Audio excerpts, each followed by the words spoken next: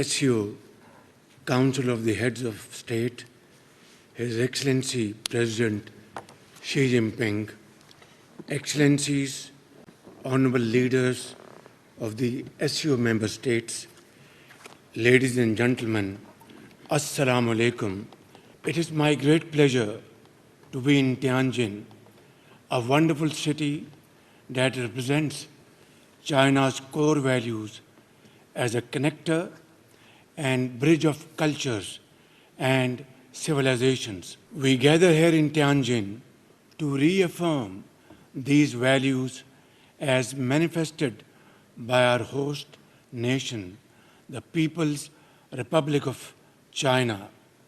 I extend my heartfelt gratitude to President Xi Jinping and the government of the People's Republic of China for the warm hospitality and the excellent arrangements for this gathering. It also gives me great pleasure to offer my felicitations and warm wishes to brotherly country Uzbekistan and Kyrgyzstan as they celebrate their National Day.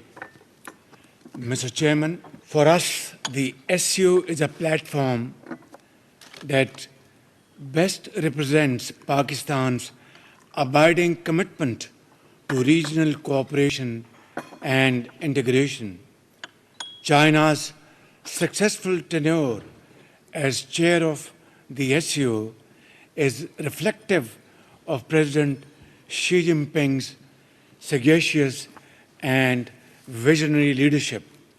Today, China's global leadership is exemplified not only through the SCO, but also in landmark initiatives such as GDI, GSI, GCI, and Belt and Road Initiative, with the China-Pakistan Economic Corridor, known as CPEC, as its flagship project. Excellencies, Pakistan has always believed in the power of multilateralism and of dialogue and diplomacy and shunning unilateralism. And yet, to our shock and deep disappointment, the region witnessed extremely disturbing developments during the last few months. Pakistan supports and respects sovereignty and integrity of all SCO members and its neighbors.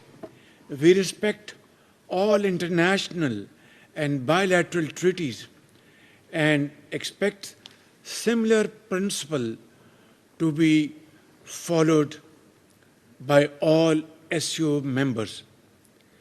Uninterrupted access to due share of water as per existing treaties among the SCO members will strengthen the SCO working smoothly and will support the achievement of broader goals for which SCO was established.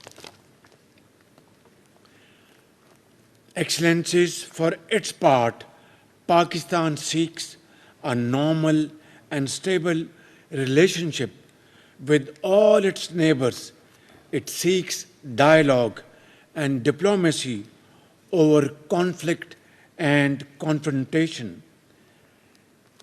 In the meanwhile, we will continue our efforts along with all SCO members and the chairman of SCO to promote peace, progress, and prosperity in the entire region, and to ensure lasting peace in South Asia. We call for a comprehensive and structural dialogue to discuss all outstanding disputes. And, Honorable Chairman, I will request for your kind consideration to lead this dialogue under your sagacious leadership so that we can have its dividends as early as possible. Ladies and gentlemen, Pakistan has always abided by the UN and SCO charters and will always respect the principles that will hold dear to all of us for our collective good. As a peace-loving nation, Pakistan has always advocated dialogue and diplomacy, consultation over confrontation. Ladies and gentlemen, Israel's unjustified aggression against our fellow brotherly member country, Iran, a fellow SU member state, is condemnable and therefore unacceptable.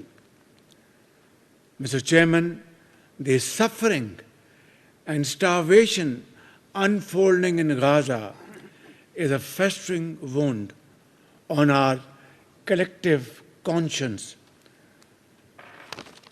We reiterate our call for an immediate end to this gruesome violence and heart-wrenching bloodshed in Gaza.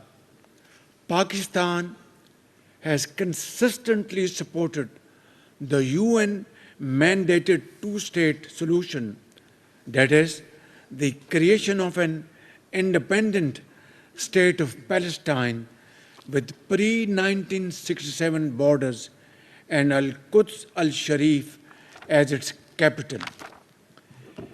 Ladies and gentlemen, the menace of terrorism, separatism, and extremism continues to pose a grave threat to Pakistan and endanger peace and security of the entire SCO region and SCO family. We condemn terrorism in all its forms and manifestation with fullest force at our command, including state terrorism in clear and unambiguous terms.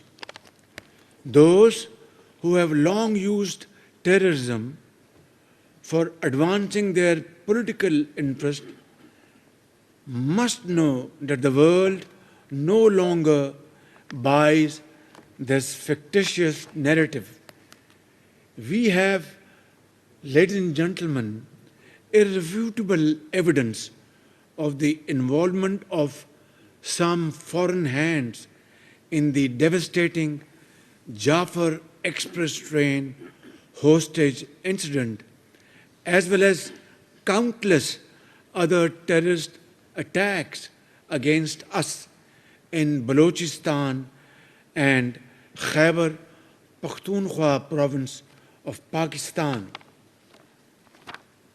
Ladies and gentlemen, Pakistan has rendered great sacrifices in combating terrorism, not only for its own self, but for the region and far beyond.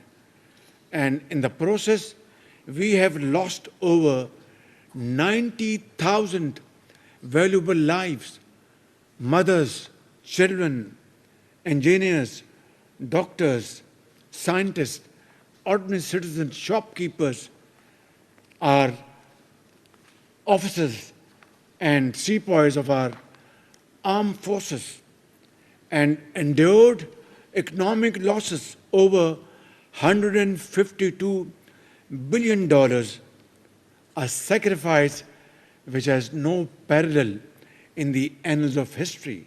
And there cannot be a bigger manifestation of our unwavering commitment to defeat terrorism with the cooperation of all SCO members and the global powers around the globe.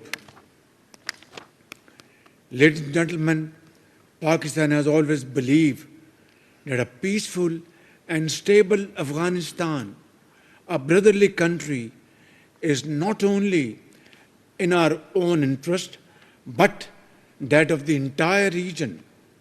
While we remain engaged in building our ties with the Afghan leadership to leverage them as economic partners and good neighbors, we hope that this cooperation with Afghanistan and our trilateral meetings between China, Pakistan, and Afghanistan will have positive results in times to come. Honorable Chairman, as SCO leaders, we have reaffirmed year after year the significance of enhanced regional connectivity. This requires efficient land, air, and rail transport corridors to ensure reliability of supply chains.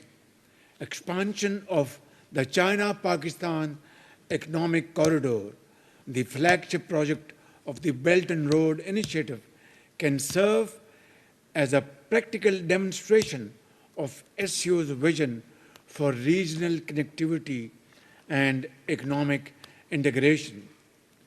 Excellencies, as I speak before this August Assembly of Great Leaders, my country is once again passing through unprecedented torrential rains, cloudbursts, and massive devastation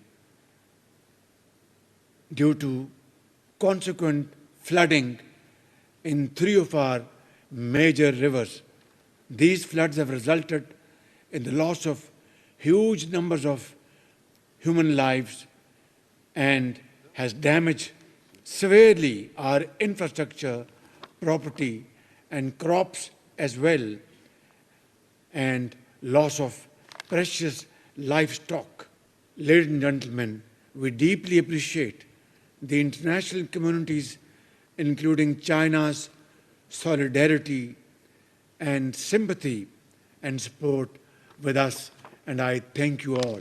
Just as my brave and resilient people are engaged in the rescue and rebuilding efforts, we are also focused on charting a new path of hope, evident in Pakistan's impressive economic recovery over the last 18 months, paving the way for a prosperous future and great cooperation with all of you sitting on this table. Our economic transformation plan is founded on 3 pillars: to expand our trade through export-led growth; 2, to explore new avenues for foreign investment in infrastructure, agriculture, AI, IT, mines and minerals, and energy, and to encourage innovation and research and development; and thirdly, to enhance revenue generation through comprehensive tax reforms in Pakistan under my watch like never before. Ladies and gentlemen, we are empowering our youth because youth is our challenge, and in Chinese adage parlance, a challenge always carries with it an opportunity, and therefore our youth bulge is a challenge as well as an opportunity, and creating exciting opportunities for them for their productive encouragement and meaningful employment. These efforts are already showing encouraging results with reduced inflation, a current account surplus, and a soaring capital market in the region. Excellencies, to conclude, I reiterate Pakistan's solemn and unwavering commitment to the SCO Charter and reaffirm our steadfast resolve to uphold the noble values of the Shanghai spirit.